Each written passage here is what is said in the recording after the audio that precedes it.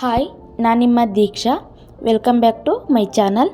2ರಿಂದ 3ನೇ ತಿಂಗಳಲ್ಲಿ ಮಕ್ಕಳ ಆರೈಕೆ ಯಾವ ರೀತಿ ಇರಬೇಕು, ಯಾವುದೆಲ್ಲ ಮಗುವಿನಲ್ಲಿ ಚೇಂಜಸ್ ಆಗುತ್ತೆ ಅಂತ ಅನ್ನೋ ಟಾಪಿಕ್ ಬಗ್ಗೆ ನಾನಿವತ್ತು ನಿಮಗೆ ತಿಳಿಸ್ಕೊಡ್ತೀನಿ. ಮೊದಲನೇದಾಗಿ ಆರೈಕೆ ಯಾವ ರೀತಿ ಅಂತ ಹೇಳೋದಾದರೆ 1 ಅವರಿಗೆ ಒಂದು ಸಲ ನೀವು ಹಾಲನ್ನು ಕುಡಿಸ್ಬೇಕು ಕಂಟಿನ್ಯೂ ಆಗಿ.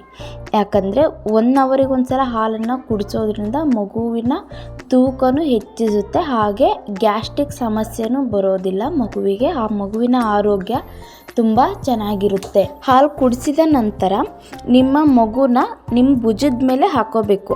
ಯಾಕಂದರೆ ಮಗುನ ತೇಗಿಸ್ಬೇಕು. ತೇಗಿಸೋದಂದರೆ ನಿಮ್ಮ ಭುಜದ ಮೇಲೆ ಮಗುವನ್ನು ಮಲಗಿಸ್ಕೊಂಡು ಅದರ ಬೆನ್ನನ್ನು ನಿಧಾನವಾಗಿ ಸವರ್ತಾ ತೇಗಿಸ್ಬೇಕು. ಆವಾಗ ಮಗುವಿನ ಬಾಯಿಯಿಂದ ಏಬ್ ಅನ್ನೋ ಸೌಂಡು ಬರುತ್ತೆ. ಈ ಥರ ಯಾಕೆ ಮಾಡಬೇಕು ಅಂತಂದು ಹೇಳೋದಾದರೆ, ಮಗು ಹಾಲು ಕುಡಿದ ತಕ್ಷಣ ಸ್ವಲ್ಪ ಹಾಲನ್ನು ಹೊರ ಹಾಕೋಕ್ಕೆ ಶುರು ಮಾಡುತ್ತೆ, ಅಂದರೆ ಹಾಲನ್ನು ಕಕ್ಕೋದಕ್ಕೆ ಶುರು ಮಾಡುತ್ತೆ. ಹೀಗೆ ಮಾಡೋದ್ರಿಂದ ಮಗು ಕುಡಿದ ಹಾಲು ಹೊಟ್ಟೆಯೊಳಗೆ ಸೇರ್ಪಡೆ ಆಗೋದ್ರಿಂದ ಪದೇ ಕಕ್ಕೊಳ್ಳೋದಿಲ್ಲ. ಯಾಕಂದರೆ ಕುಡಿದಿರೋ ಹಾಲೆಲ್ಲ ಹೊಟ್ಟೆ ಒಳಗೆ ಹೋಗೋದ್ರಿಂದ. ಹಾಗೆ ತಾಯಿಯು ಮಗುವಿಗೆ ಹಾಲನ್ನು ಕುಡಿಸುವಾಗ ನಿಧಾನವಾಗಿ ಹಾಲನ್ನು ಬಿಡಬೇಕು. ಅಂದರೆ ನಾವು ಹೇಗೆ ಬಿಡೋದಕ್ಕೆ ಸಾಧ್ಯ ಅಂತ ನೀವು ಕೇಳ್ಬೋದು. ನೀವು ಬಿಡೋದಂದರೆ ಡೈರೆಕ್ಟಾಗಿ ಬಿಡೋದಲ್ಲ. ಹೇಗಂದರೆ ನಿಮ್ಮ ಕೈಯನ್ನು ಸಹಾಯವಾಗಿ ತಗೊಳ್ಳಿ.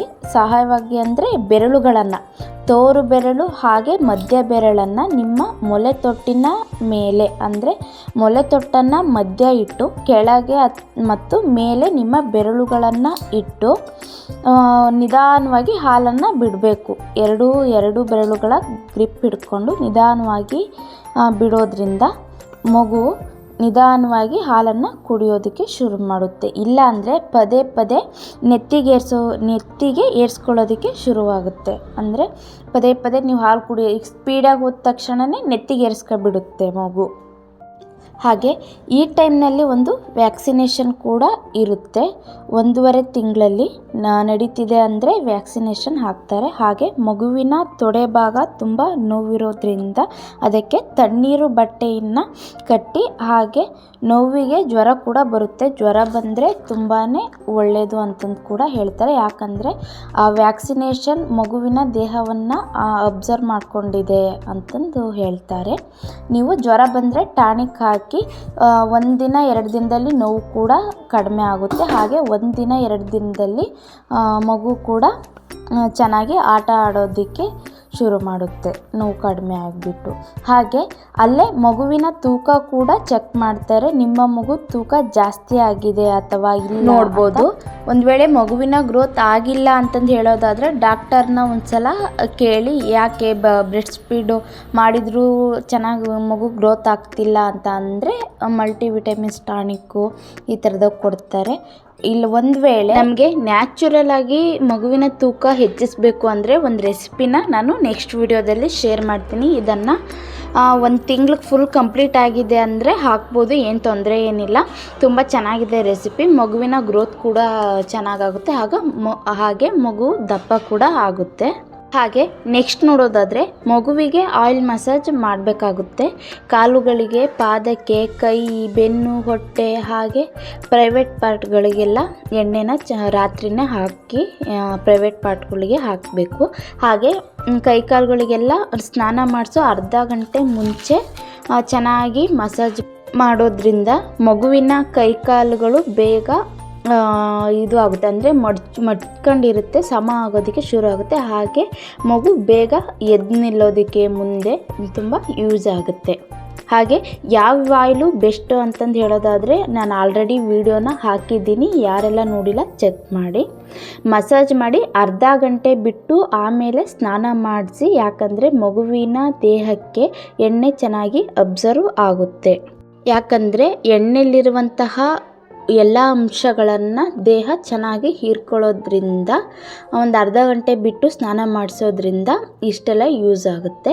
ಆಮೇಲೆ ಸ್ನಾನ ಮಾಡಿಸಿ ಬಟ್ಟೆಯಿಂದ ಮಗುವನ್ನು ಚೆನ್ನಾಗಿ ಸುತ್ತಬೇಕು. ಅಂದರೆ ಮುಖವನ್ನು ಬಿಟ್ಟು ಕೈಕಾಲನ್ನೆಲ್ಲ ಫುಲ್ಲು ಚೆನ್ನಾಗಿ ಸುತ್ತಿ ವೆದರ್ ಹೇಗಿದೆ ಅಂತ ನೀವು ನೋಡಿಕೊಂಡು ಮಗುವನ್ನು ಬಟ್ಟೆಯಿಂದ ಸುತ್ತಿ, ಚಳಿ ಇದ್ದರೆ ಮಗುವನ್ನು ಫುಲ್ ಕವರ್ ಮಾಡಿಬಿಟ್ಟು ಚೆನ್ನಾಗಿ ಕೈಕಾಲಿಗೆ ಸಾಕ್ಸ್ ಆಗಿರ್ಬೋದು ಎಲ್ಲವನ್ನು ಹಾಕಿಬಿಟ್ಟು ಚೆನ್ನಾಗಿ ಮಲಗಿಸೋದ್ರಿಂದ, ಹಾಗೆ ತುಂಬ ಬೇಸಿಗೆ ಅಂತಂದು ಹೇಳೋದಾದರೆ ತುಂಬ ಸೆಕೆ ಇದೆ ಅಂದರೆ ಮಗು ಬಟ್ಟೆ ಸುತ್ತಿ ಜೋಳಿಗೆಯಲ್ಲಿ ಮಲಗಿಸಿ ಒಂದು ಪಂಜೆಯಿಂದ ಕಾಟನ್ ಪಂಜೆನ ತಗೊಂಡು ಸುತ್ತಲೂ ಸುತ್ತಿ ಮಲಗಿಸೋದ್ರಿಂದ ಮಗು 2 ರಿಂದ 3 ಗಂಟೆ ಚೆನ್ನಾಗಿ ನಿದ್ದೆ ಮಾಡುತ್ತೆ. ಹಾಗೆ ಎದ್ದ ನಂತರ ಮಗುವಿಗೆ ಹಾಲನ್ನ ಕುಡಿಸಿ ಲೋಷನ್ನು ಕ್ರೀಮು ಹಚ್ಚಿ ಬಟ್ಟೆ ಹಾಕಿ ಮಗು ಆನಂತರ ಅದ್ರ ಪಾಡಿಗೆ ಅದು ಆಟ ಆಡುತ್ತೆ. ಒಂದು ವೇಳೆ ಮಗು ಅಳ್ತಿದೆ ಸ್ನಾನ ಮಾಡಿಸ್ಕೊಂಡು ಬಂದ ತಕ್ಷಣವೇ ಅಂತಂದರೆ ಮಗುಗೆ ಆವಾಗಲೇ ಹಾಲು ಕುಡಿಸ್ಬಿಟ್ಟು ಮಲಗಿಸಿದ್ರೆ ಏನೂ ತೊಂದರೆ ಇಲ್ಲ. ಅಥವಾ ಮಗು ಸ್ನಾನ ಮಾಡಿಸಿದ ತಕ್ಷಣವೇ ಹಾಲು ಕುಡಿಸ್ಬಾರ್ದ ಅಂತಂದು ಹೇಳಿದರೆ ಕುಡಿಸ್ಬೋದು, ಏನೂ ತೊಂದರೆ ಇಲ್ಲ. ಅಥವಾ ಮಗು ಮಲಗಿದ್ದು ಎದ್ದ ತಕ್ಷಣವೇ ಹಾಲು ಕುಡಿಸ್ಬಾರ್ದ ಅಂತಂದು ಹೇಳಿದರೆ ಅದು ಏನೂ ತೊಂದರೆ ಇಲ್ಲ. ಮಗು ಎದ್ದ ತಕ್ಷಣವೂ ಹಾಲು ಕುಡಿಸ್ಬೋದು ಅಥವಾ ಸ್ನಾನ ಮಾಡಿಸಿದ ತಕ್ಷಣವೂ ಕುಡಿಸ್ಬೋದು. ಹಾಗೆ ತಾಯಿಂದ್ರಿಗೂ ಸಹ ಸ್ವಲ್ಪ ಕನ್ಫ್ಯೂಷನ್ ಇರುತ್ತೆ. ಏನಂದರೆ ಈಗ ನಾವು ಸ್ನಾನ ಮಾಡ್ಕೊಂಡು ಬಂದಿರ್ತೀವಿ, ಸ್ನಾನ ಮಾಡಿದ ತಕ್ಷಣವೇ ಮಗುವಿಗೆ ಹಾಲು ಕುಡಿಸ್ಬೋದಾ ಅಂತಂದು ಹೇಳೋದಾದರೆ 100% ಕುಡಿಸ್ಬೋದು, ಅದು ಏನು ತೊಂದರೆ ಏನಿಲ್ಲ. ಮಗು ಎದ್ದ ತಕ್ಷಣವೇ ಚೆನ್ನಾಗಿ ಹಾಲು ಕುಡಿಸೋದ್ರಿಂದ ಅದ್ರ ಪಾಡಿಗೆ ಅದು ಆಟ ಆಡ್ಕೊತ ಸೈಕಲ್ ಹೊಡ್ಕೊತ ಹಾ ಹೂ ಅಂತ ಜೋರಾಗಿ ಸೌಂಡ್ ಮಾಡೋದಕ್ಕೆ ಶುರು ಮಾಡುತ್ತೆ. ಅಂದರೆ ನಿಮ್ಮ ಜೊತೆ ಆಟ ಆಡೋದಕ್ಕೆ ಶುರು ಮಾಡುತ್ತೆ. ಹಾಗೆ 2 ರಿಂದ 3 ತಿಂಗಳಲ್ಲಿ ಮಗು ಎಲ್ಲದನ್ನು ಅಬ್ಸರ್ವ್ ಮಾಡೋದಕ್ಕೆ ಶುರು ಮಾಡುತ್ತೆ. ತಾಯಿ ಮಾತಾಡೋದಾಗಿರ್ಬೋದು, ತಂದೆ ಮಾತಾಡೋದಾಗಿರ್ಬೋದು. ಹಾಗೆ ಆ ಕಡೆ ಈ ಕಡೆ ಅಜ್ಜ ಅಜ್ಜಿ ಓಡಾಡ್ತಿದ್ರೆ, ಯಾರಾದರೂ ಓಡಾಡ್ತಿದ್ರೆ ಇವ್ರು ನಮ್ಮನ್ನ ಎತ್ಕೊಂತಿಲ್ಲ ಓಡಾಡ್ತಿದ್ದಾರೆ ಅಂದು ಅಳೋದಕ್ಕೂ ಕೂಡ ಶುರು ಮಾಡುತ್ತೆ. ಹಾಗೆ ಮಡ್ಚ್ಕೊಳ್ಳೋದಕ್ಕೆ ಟ್ರೈ ಮಾಡ್ತಾ ಇರುತ್ತೆ ಈ ಟೈಮ್ನಲ್ಲಿ. ಹಾಗೆ ನೀವು ಆದಷ್ಟು ಮಗುವಿಗೆ ಬ್ರೈಟ್ ಕಲರ್ ಆಟಿಕೆಗಳನ್ನು ಕೊಡಿ. ಯಾಕಂದರೆ ಮಗುವಿನ ಮೈಂಡ್ ಶಾರ್ಪ್ ಆಗೋದಕ್ಕೆ ಹಾಗೂ ಪಾಸಿಟಿವ್ ಮಗುವಿಗೆ ಬರುತ್ತೆ. ಆಟ ಆಡಿಸುವಾಗ ನಿಮ್ಮ ಮಗು ಮಾಡ್ತಿದ್ರೆ ನಿಮ್ಮ ಮಾತನ್ನು ವಾಯ್ಸನ್ನು ಚೆನ್ನಾಗಿ ಗುರುತು ಹಿಡಿತಿದೆ ಅಂತಂದರೆ ಮಗು ಚೆನ್ನಾಗಿ ಗ್ರೋತ್ ಆಗ್ತಿದೆ ಅಂತ ಅಂದ್ಕೊಳ್ಳಿ.